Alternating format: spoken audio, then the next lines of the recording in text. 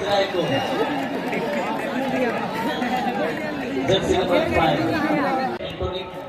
वहां पर विवेक सिंह ने राहुल को मिल गया राहुल इस बार हो गई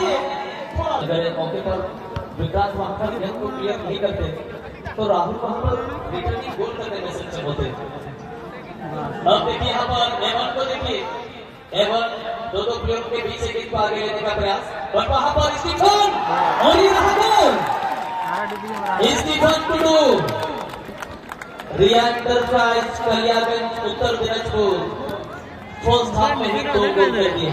2 গোলে আগে গেলেন গতকালকে খেলার আবার তুলনা করছে গতকালকে জামশেদপুর 2 গোলে প্রথমে পিছিয়ে গেছিলেন আবার তারা খেলায় সমতা ফিরিয়ে নিয়ে এসেছিলেন। ইসরায়েল মেহক খুশিতে সুরক্ষিত তাই পুরোপুরি পায় কন্ট্রোল করে और एक्सट्रा में अक्सर में एक्सट्रा पर 35 और आगे का गोल